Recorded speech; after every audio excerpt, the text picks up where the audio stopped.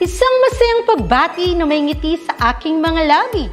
Naghahanap ba kayo ng makakatuwang sa pagre-review ng inyong anak? Meron yan sa DepEd. Ang ETUlay online tutorial ay libre at handog ng ating kagawaran sa pangunguna ng OUA ICTS EdTech. Ito ay isang proyektong makatutulong sa mga mag-aaral, katuwang ang mga magulang o kasama sa kani-kanilang tahanan para masagutan at maunawaan ang mga modules. Hangad din ng programang ETUlay ang matulungan ang ating mga guro sa kanilang mga blended learning classes. Ang ating ETUlay ay mula kinder hanggang senior high school.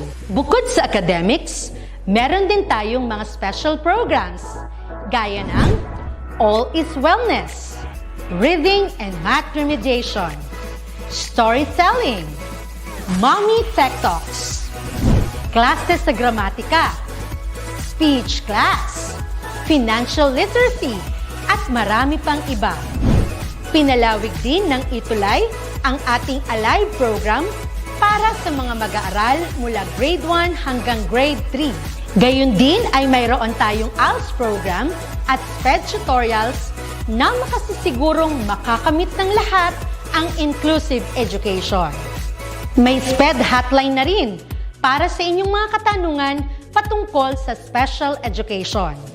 Kaya, subaybayan mula Lunes hanggang Biyernes, mula 9:00 ng umaga hanggang 7:00 ng gabi ang ating ETUlay. Sa ating pagtutulungan, maiaangat natin ang bawat isa. Ating itutulay ang pagkatuto upang di mapigil ang pag-aaral ng kabataang Pilipino. Itulay natin ito, sulong edukalidad.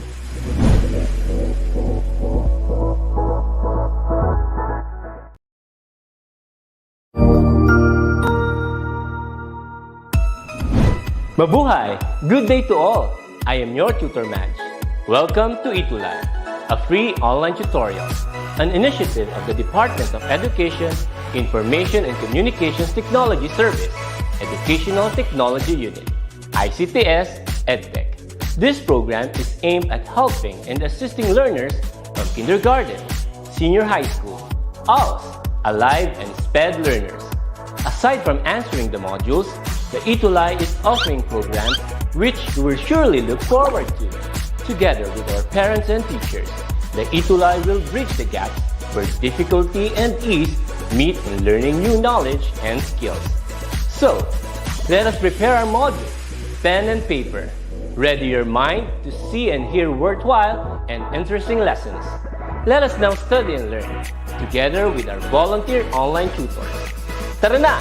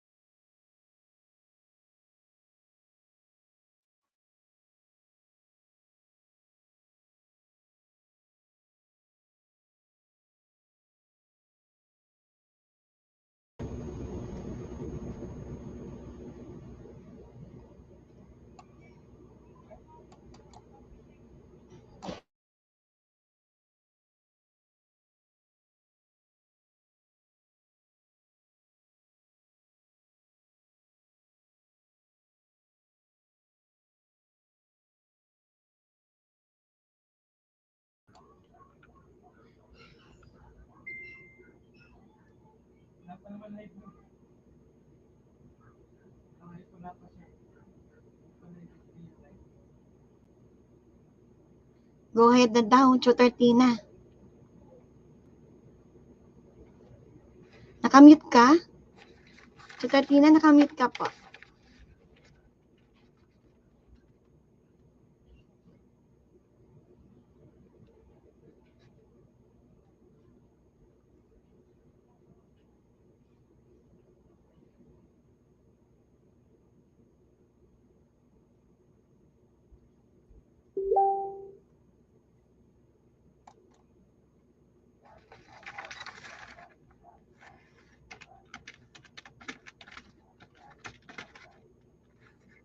Okay, isang magandang Lunes ng hapon mga ka-ETUlay sa ating mga students, parents, co-teachers. Welcome po sa ating ETUlay online tutorial General Biology 2. Ako po si Tutor Tina from San Lorenzo Ruiz Senior High School, SDO Pasig. Happy Monday sa aking partner, Tutor Easter. Hello!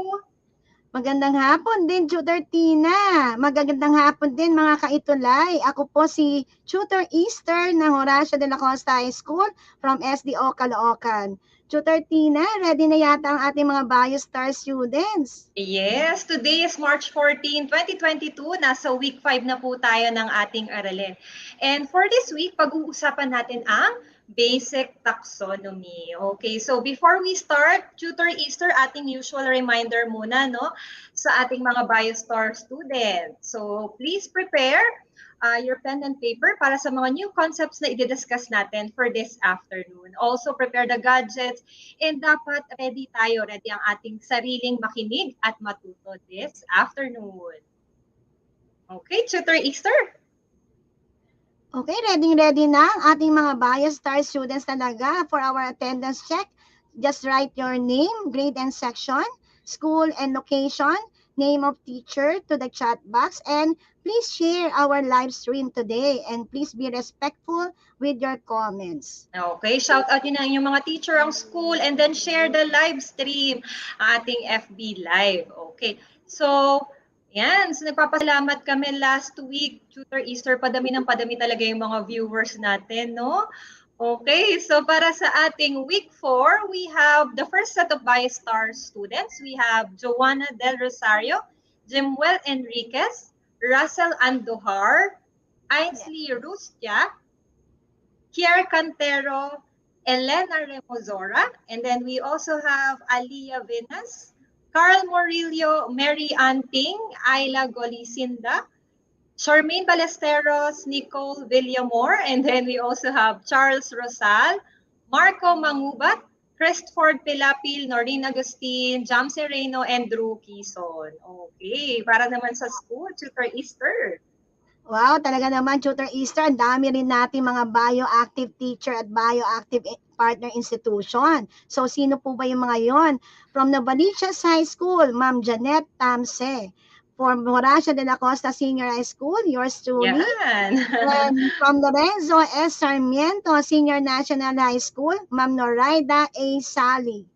Okay, salamat po, dear teachers. Yan, meron pa. From Padre Garcia National High School, Ma'am Ladilyn Ducay. From Jones Rural School, Ma'am Cheryl Gumpal Reyes.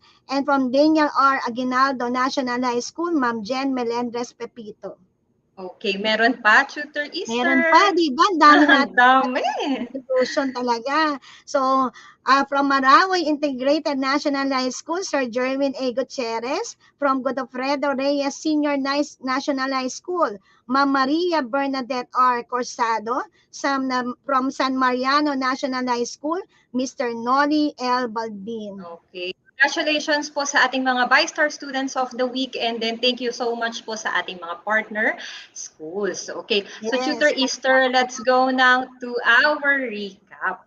Okay, so Yes. reviewin muna natin yung diniscuss ni Tutor Easter last time about evidence of evolution. Okay, so babasahin ko na yung mga questions natin, and then BioStar student, if you want to answer, please type the number and then your answer. Okay, for number 1, the Galapagos tortoise share a common ancestor but have necks of different lengths to best reach the food they need in their environment. Is it letter A, convergent evolution, or letter B, divergent evolution? Okay, so yan yung Bias our diniscuss natin. students. May mga sumasagot na ba sa atin, Tutor Easter? Pakitype po ang mga sagot, mga bias star students. Is it A, convergent evolution, or B, divergent evolution? Type nga po ang sagot. Okay, Okay, so i-reveal na natin ang correct yes. answer. Okay, the correct answer is letter B, divergent evolution. Okay, so let's go now to number 2. Okay, number 2, humans, chimpanzees, and gorillas all have similar hand structures. The hands of these organisms are examples of, is it A, homologous structure, or letter B, analogous structure? Okay, BioStar students, please type the number before your answer. Kamusta ang ating comment section, Tutor Easter? Nag-aantay pa tayo ng sagot, Tutor Tina. Ang dami nilang sumagot, letter B. Ay ngayon may sagot na po si Ma'am si Elena Remorosa, letter A. Drew Quizon, letter A. So, Tutor Tina, ano na po ang sagot natin? Okay, tingnan natin yung correct answer. The correct answer is yes, letter A, homologous structure. Okay, so let's go to number 3 and last. Okay, so we have here, like many animals kept in human captivity, mating pairs of pigeons are often paired together based on their genetics to achieve the most desirable traits in their offspring. So is it A, artificial selection, or letter B, natural selection? Okay, so ating mga BioStar student, number 3, and then your answer. Okay, so may tayo ng sagot, Tutor Tina. Pero kanina, ang dami nila sagot, puro letter A. So, shout out muna tayo sa mga school. Yes. Okay. Ano ang answer nila sa ating number 2? Letter A, Tutor Tina, ang sagot nila. Is it letter A? Okay, of course, letter A, artificial selection. Very good ang ating mga BioStar students. Talagang nakinig sa discussion mo last week, Tutor Easter. Yes. Okay. Alright, so let's go na sa ating most essential learning competency, Tutor Easter. Ano nga ba yun sa ating week 5? Okay, so ito po ang ating mga most essential learning competencies for week 5. Explain how the structural and developmental characteristics and relatedness of DNA sequences are used in classifying living things. Second most essential learning competencies is identify the unique, distinctive characteristic of a specific taxon relative to other taxa. So, Tutor Tina? All right, so let's start our discussion. So for the last 2 weeks, Tutor Easter, diba, you discussed to us all about evolution and how these processes involve in giving diversification of species. So nagkaroon ng iba't ibang species due to the processes of evolution. Okay, so now that we have knowledge in the evolutionary history and the relationship of organisms or group of organisms, we can use this knowledge in order to classify or to group organisms based on their shared ancestor or ancestry. And ano bang pag-uusapan natin? We are going to deal with systematics. So what is systematics? It's a study of biological diversity and the relationships among organisms. And very broad tong, pag sinabi natin systematics, Tutor Easter, napakalawak nito, di ba? At meron siyang 2 specialized field. The first one is taxonomy. So taxonomy is the science of describing, naming, and classifying species. And the other one is phylogenetics or phylogeny. And this is the study of evolutionary relationship among species. Okay, so for this week, ang pag-uusapan lang natin taxonomy. And then for week 6, okay, so dyan na natin i-discuss ano ba ang phylogeny. Okay, so let's start. So meron tayong 2 questions, Tutor Easter, na sasagutin today. Why and how? Okay, so una muna, why do scientists classify living organism? Ba't nga ba natin kailangan mag-classify ng living organism? Actually, maraming reason, no? Tutor Easter. Opo, marami Oo. reason talaga. Yes. And then we have only 3 main. So, first one is, ano-ano na ba yung mga identified or mga known species? At ano-ano pa ba yung mga unidentified or unknown species? Or ilan na ba sila? Di ba? Gaano pa ba karami? Gaano pa ba ka-diverse yung meron? So, pwede nating ma-discover. And then for number 2, ano yung mga defining characteristics that these species or each species have in order for us to classify them na itong species. Okay, and for number 3, of course, the relationship between these species. Okay, so ang unang-unang, yes, Tutor Easter, yes. Okay, so ang unang-unang who first attempted to classify living organism is Aristotle. So si Aristotle was a Greek philosopher, and he classified all living or all animals in his work. We call that the Historia Animalium, or in English, History of Animals. Okay, so dito animals lang yung classify ni Aristotle. So paano niya classify? Based on their similarities. So animals that live on land, animals that live on water, and then animals with blood and animals without blood. Okay. And then also, he grouped creatures. Pag sinabing creatures, group niya kasi lahat, living organism and non-living organism, into hierarchy or order. So, this great chain of being, ito, pinangalanan niya. Pinangalanan lang to ng mga commentators or followers ni Aristotle. And wherein, as you can see here, merong mga different levels, di ba? At yung plants, nilagay niya sa medyo mababang level. And then, yung mga humans, nilagay niya sa near the top of the hierarchy. And then, ang pinaka-topmost dyan would be God. Okay, then may mga angels, goddesses. Okay, so ang limitation natin dito, kung titingnan natin, no, Tutor Easter, he only grouped or he only classified the organisms sa dalawa lang, 2 major classification, plants and animals. So, paano naman yung mga microorganisms, di ba? So, then we have this Carolus Linnaeus. So, is Carolus Linnaeus. Carolus Linnaeus, or also known as Carl von Linné, in other reference book, you may read that as Carl Linné or Carl Linnaeus. Okay, so but the name Carolus Linnaeus, ito yung Latinized. Okay, so ito yung naka-Latin name niya, si Carolus Linnaeus. And ito yung ginagamit niya sa mga publications niya, sa mga scientific work niya. Kasi naka-Latin, in Latin language. But in Swedish, yeah, we may know him as Carl von Linné. So he was a Swedish botanist and explorer, and he developed 2 things. Again, so the first one is a taxonomic classification system. We call that the Linnaean system, wherein he organized different organisms into larger group to more specific categories, the hierarchical system. And then the second one, he created a scientific naming system called the binomial system of nomenclature. Okay, so let's start muna sa binomial system of nomenclature. Tutor Easter, bakit ba kailangan natin magkaroon nito? No? Why do we need to have the universal naming system?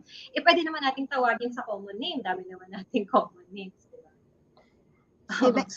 Siyempre, Tutor Tina, kailangan nating i-classify para malaman natin yung mga karakteristik ng bawat species. And from there po, malalaman po natin kung ano po siya, where they belong to, kingdom ba, what kingdom they belong to, what phylum they belong to. Actually, Tutor Tina, nung nag-aaral ako, paborito ko to kasi gusto ko maglaro sa mga scientific names ba ng mga organisms. Magandang topic nga talaga. Okay, so it's because, no, Tutor Easter, yung unang-una, common names yan, can vary by languages or by just dialects, di ba? So we have here sea urchin, and then Tutor Easter, taga saan ka ba? Anong probinsya mo ba? And ano yung dialect na meron kayo?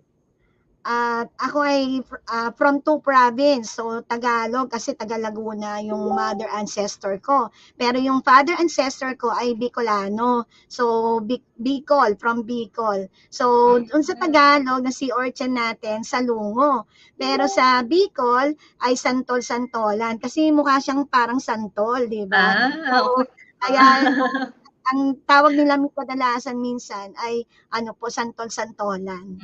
Ako naman kasi tutor Easter yung nanay ko from ano yun, from Samar. So ang dialect nila na meron sila doon, Waray. So ako ang alam ko talaga dito tayong ever since no. Hindi ko alam yung Tagalog term niya. But Kumakain ko at niyan, Tutor Tina. hindi ko pa po natatry. Alam ko lang yung name.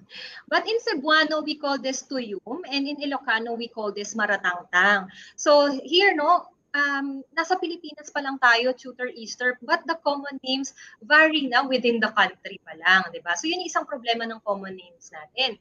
And then, second one, common names can vary because of the location. Okay, so una, we have this in some parts of the world we call this animal mountain lion. In some parts of the world, this can be known as panther, puma, or can be called cougar. But we are only referring to same species. 'Di ba? So ganun ka ano ang ating common name. And then we also have the problem, common name can also be misleading. Okay, so we have here a picture of a jellyfish, which is not actually a fish. So that's why meron tayong classification na jellies, sea jellies. And then we also have seahorse, wherein this one is a fish, a marine fish. Diba? So kung wala kang idea kung ano talaga yung jellyfish, pag narinig mo lang yung common name niya, isipin mo, ay, isda yan. And then when you hear the word seahorse, hindi mo iisipin isda siya.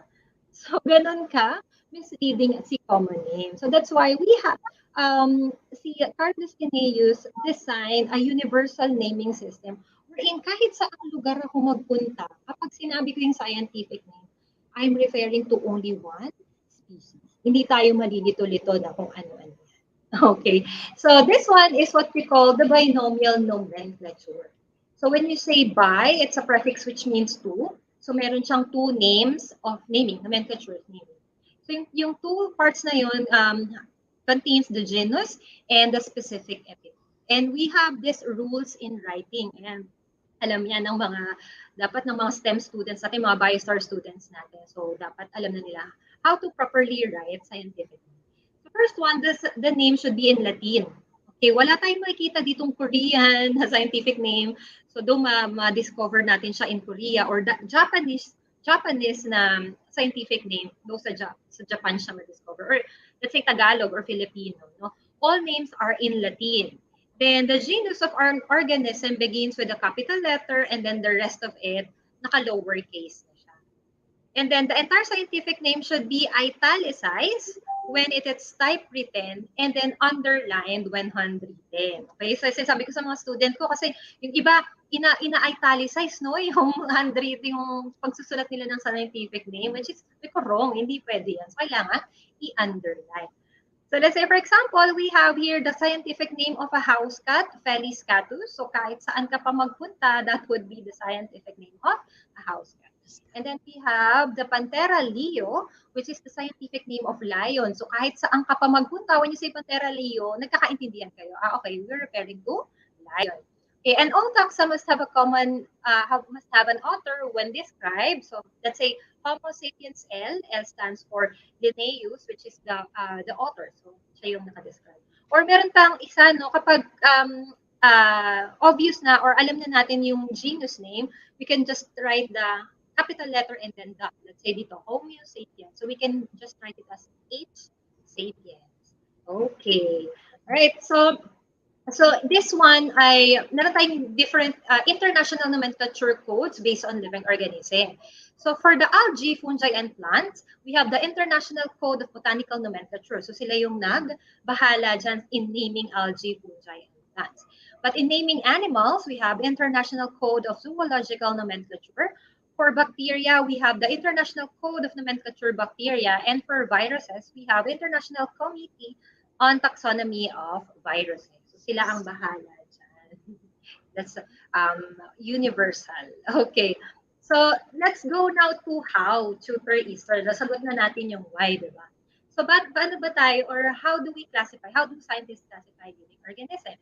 So, for the first one is morphological traits. So, when we say morphology, we are talking about the shape and form, whether it is internal or external. So, titingnan natin, may similarities ba? Right? So let's say, for example, we have here different organisms. We have human, bat, whale, and cat. And all of them, meron silang same, yung presence ng similar bones. Diba? So, alam ko, na-discuss to last week ni Tutor Easter. We have the humerus, radius, ulna, carpus, metacarpus, and phalanges for this organism. So, may pare-pareha sila. Parts, no? So that's how, yun ang unang tinitingnan ng scientists in order to classify organism. So actually, ito yung main foundation ng classification ni Tutor Easter, right? So ito yung talagang tinitingnan ng mga taxonomists. Next one, scientists also rely on developmental traits.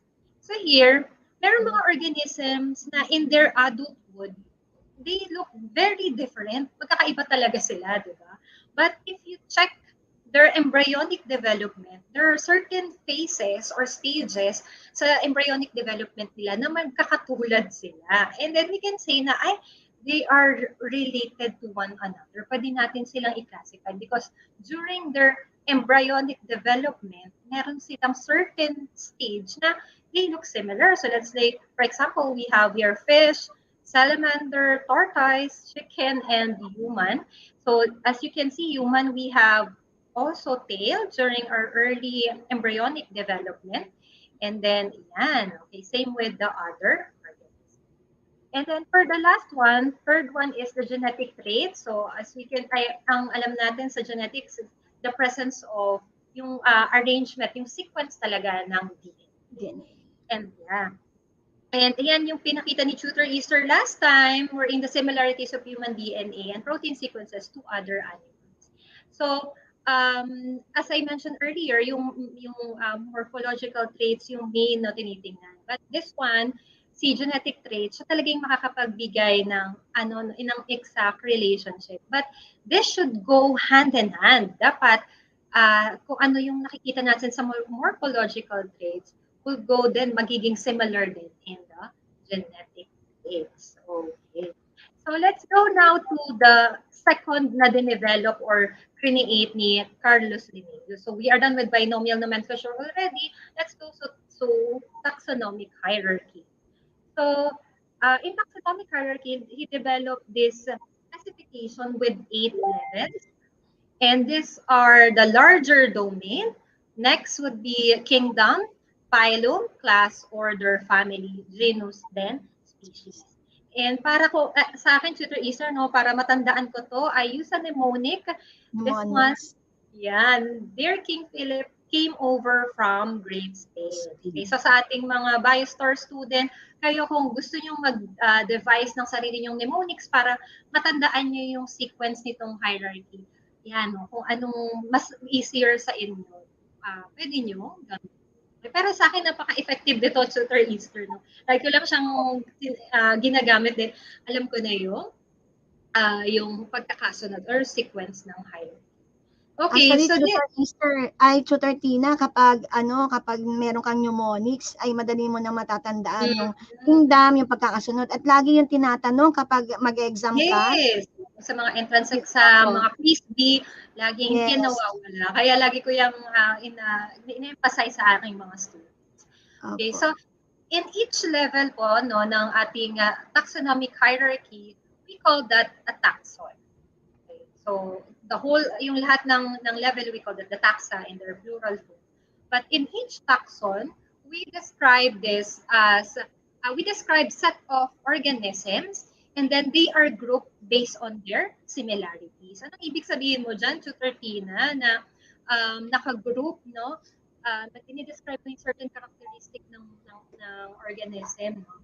Based on their similarities. So let's say, we look at this example. So wala nga lang domain dito, pero later on, i-discuss natin kung ano ba yung mga domain. So let's say we have here kingdom animalia. So we have a butterfly, fish, elephant, lion, fox, wolf, and then dog.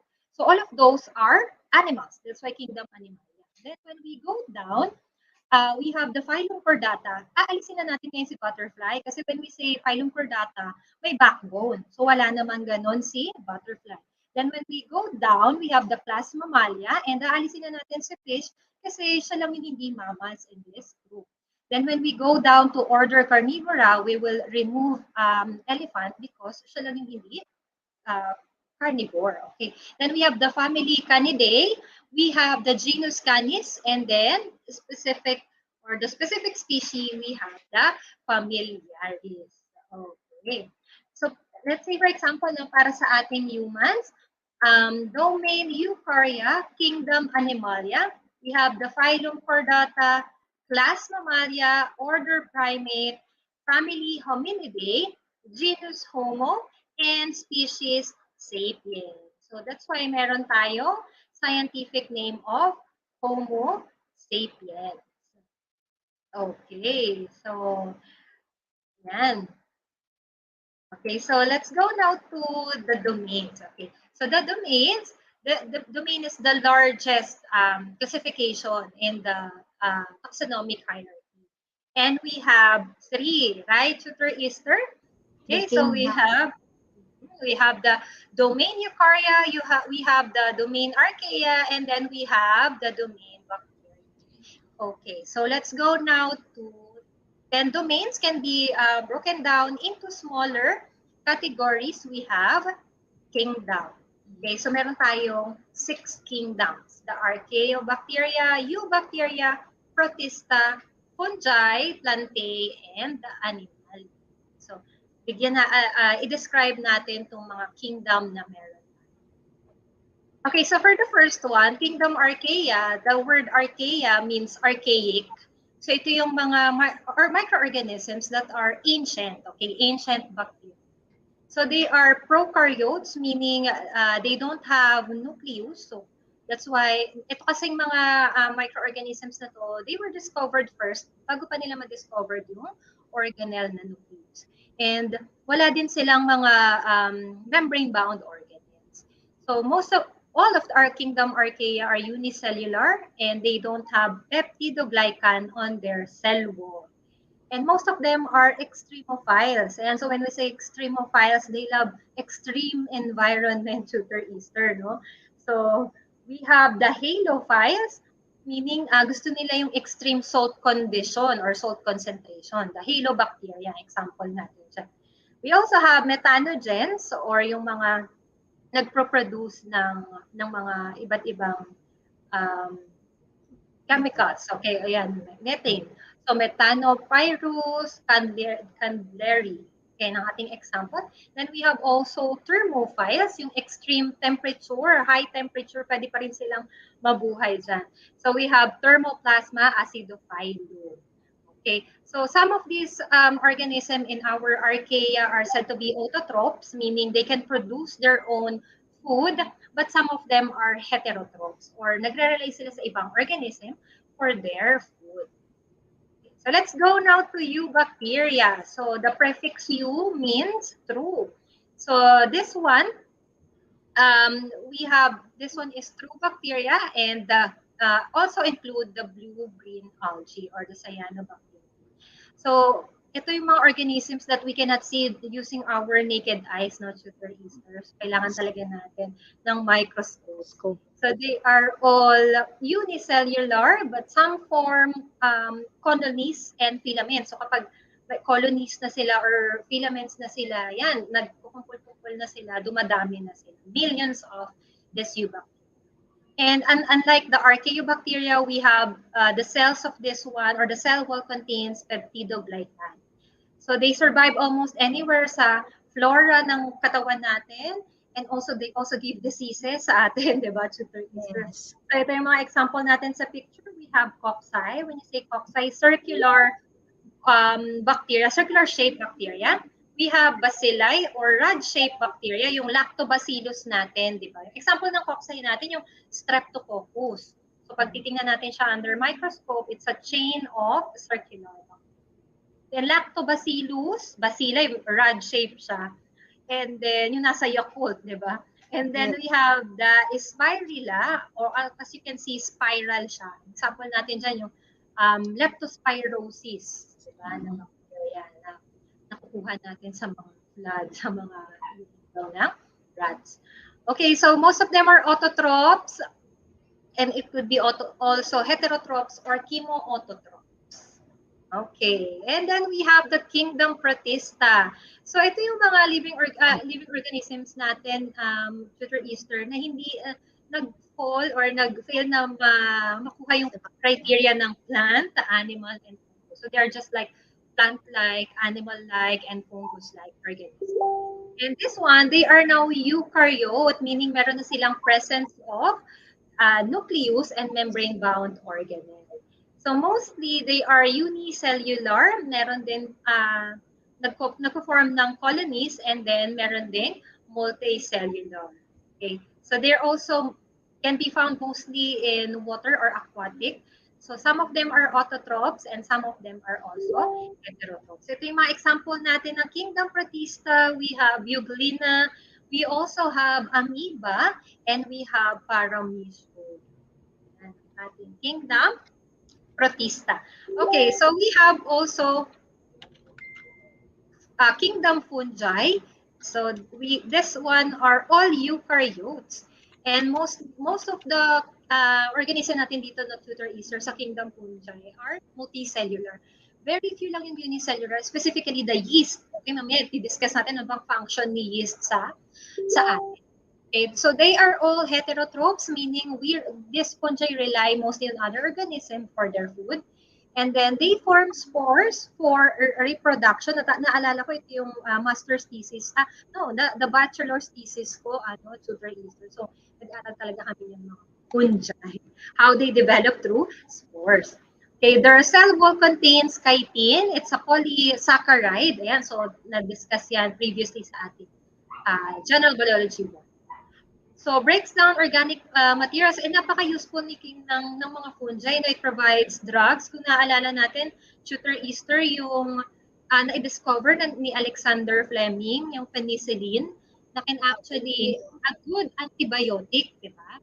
And also aids in food production. Yung wine making, kailangan natin ng yeast, beer making, pagbibig natin ng mga breads, kailangan natin ng yeast. Yan sa mga food microbiology talagang gamit na gamit si yeast. Okay. This is also used as model organism in genetics and molecular biology. Okay, so kung ang model organism natin sa anatomy ay frog or cat, so dito in microbiology and in genetics, we can use fungi. But hindi lang puro positive.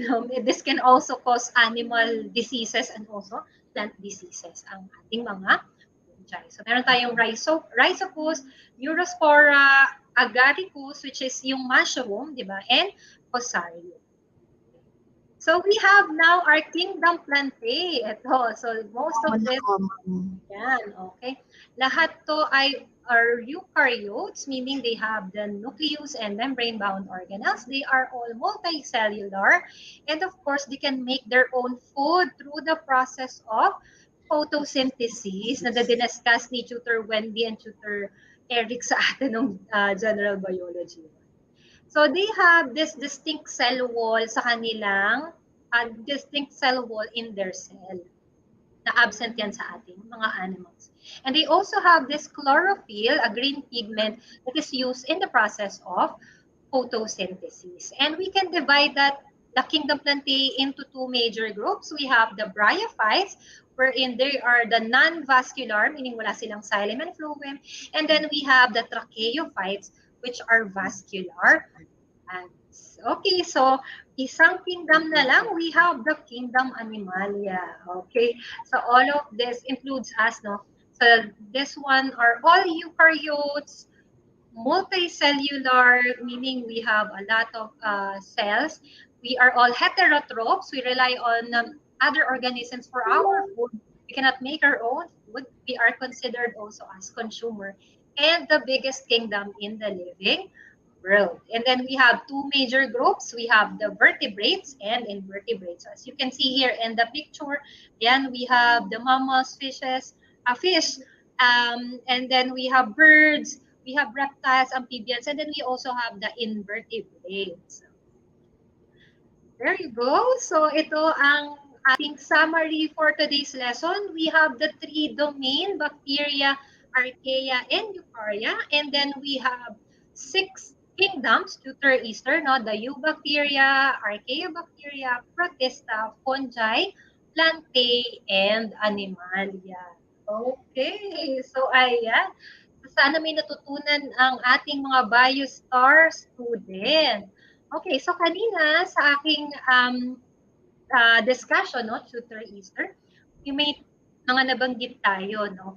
Ito yung pwedeng maging career ng ating mga BioStar student.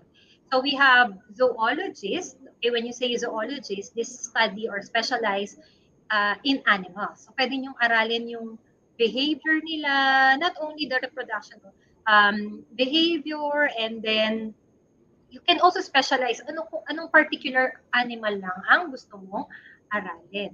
Okay, and then we also have botanists, this one like Carolus Linnaeus. He was a botanist, and he when you say botany is a study of plants. So you can also specialize in certain plant lang, no? Kasi sobrang diverse nga ng ating kingdom plantae. Okay, so paano ba nyo yan merong mga university that offers BS Zoology, but you can also take my, let's say, yung course na kinuha ko, no? I took up BS Biology, and then you can specialize na lang with this one. Okay. So, yan ang ating career connection. So, sana maka-inspire tayo ng ating mga BioStar students in the future.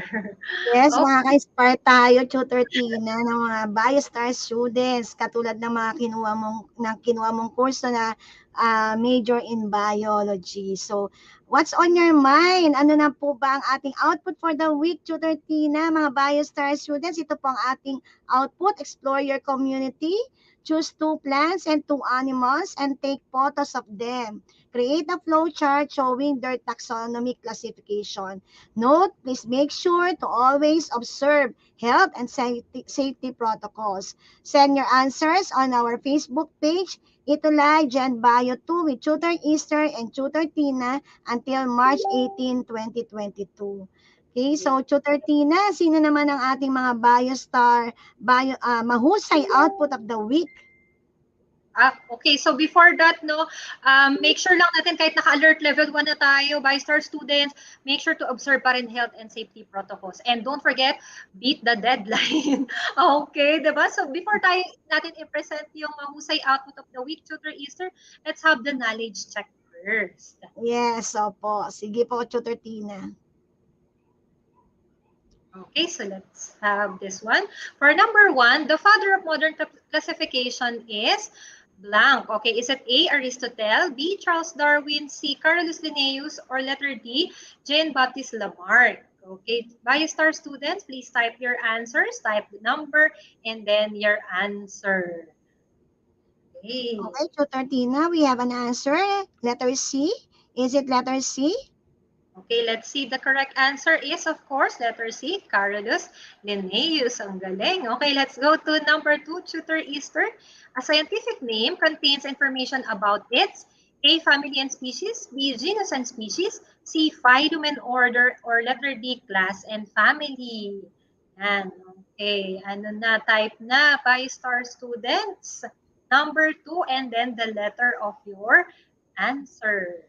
Okay, Tutor Tina, we have an answer. Letter B. Is it letter B, genus and species? Okay, correct. We have genus and species. Okay, for number 3, which of the following statements about taxonomic levels is correct? Is it A, species is the most general? Letter B, kingdom is the most specific? C, class is less specific than phylum? Or letter D, family is more specific than order? Okay, so pwede nyo gamitin yung mnemonics natin kanina, no? Para matandaan nyo or maka-answer kayo dito sa question number 3. Okay, nahirapan ba ang ating mga BioStar students, Tutor Easter? Kamusta ang kanilang mga sagot? Mukhang nahirapan nga, Tutor Tina, pero meron tayong sagot na letter B at letter D. So ano po ba ang tamang sagot, Tutor Tina? Yes, so B the or D? answer, The answer is letter D. Family is more specific than order. Okay, let's go to number 4. Which of the following is the correct way of writing scientific names? Is it letter A, Homo sapiens, lahat ay naka-lowercase. Letter B, or Rhiza sativa, always capitalized and then it's italic. Letter C, Felis catus, capitalized ang F, capitalized din ang C. And then we have letter D, Zea mays, which is naka-bold or naka-caps lock, but it is underlined. Okay, ano na ang ating mga sagot? 5-star students. Okay, we have an answer from Allen Mark, letter B. From Jesser Anbayani, letter B. I think we have an answer. All of them answered letter B, mostly. Okay, correct. So, very good. Nakinig talaga sa discussion. It's letter B, or Rhiza sativa. Okay, let's have the last one. What is the correct order of classification from the broadest to most specific? Is it A, domain, kingdom, phylum, class, order, family, genus, species? Letter B, class, domain, family, genus, kingdom, order, phylum, species? Letter C, species, genus, family, order, class, phylum, kingdom, domain? And letter D, phylum, kingdom, domain, species, genus, family, order, class. Ayan. So, gamit na gamit ang ating mnemonic for today. Ano ba ang answer natin? Tina, we have an answer already. So most of them answered letter A. Is it letter A, Tutor Tina? Okay, yes, correct. Letter A for number 5. Very good, no? Talagang nakinig ang ating mga bio-star students. Okay. So ito naman, Tutor Tina, ang ating mga mahusay output of the week. So maraming nag-submit po ng ating mga output of the week at talagang nagpapasalamat tayo at kailangan natin silang parangalan. So from Horacio de la Costa High School, Arian Saavedra. From Ayla Golosinda, from Horacio de la Costa High School, and from San Lorenzo Ruiz Senior High School, kay Tutor Tina, Miss Daichi Vallejo. Yes. And from Jones Rural School, Charmaine Ballesteros. And from another person of Jones Rural School, Whitney Lantano. Okay.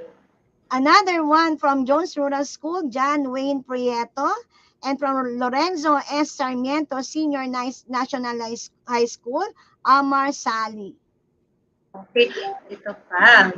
From Jones Rural School, Frances Carel Bayan. And from Horacio de la Costa High School, Michael J. Lutiva. And from Marawoy Integrated National High School, Kimberly Nicole Fiestada.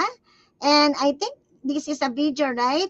From Gian Soriano, from Horacio de la Yes. Costa. So ito ang effort, talagang nag-create siya ng video. Okay, so yan po.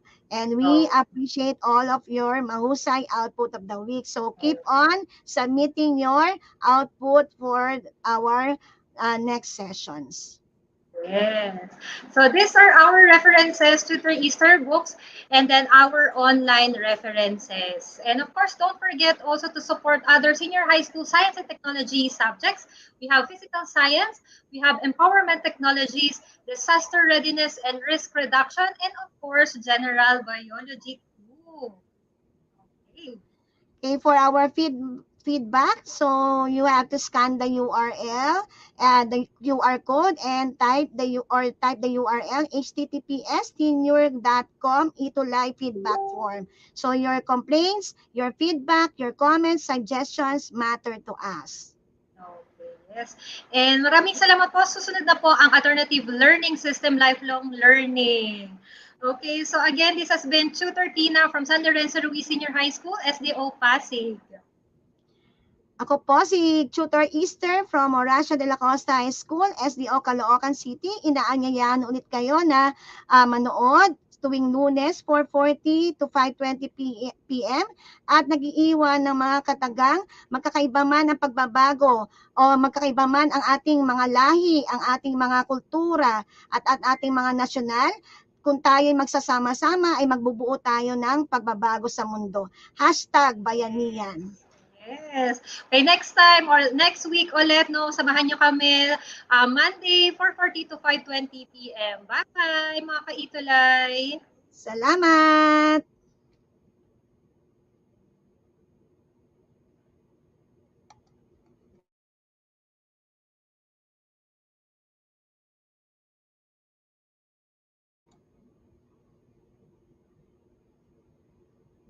Salamat po sa lahat.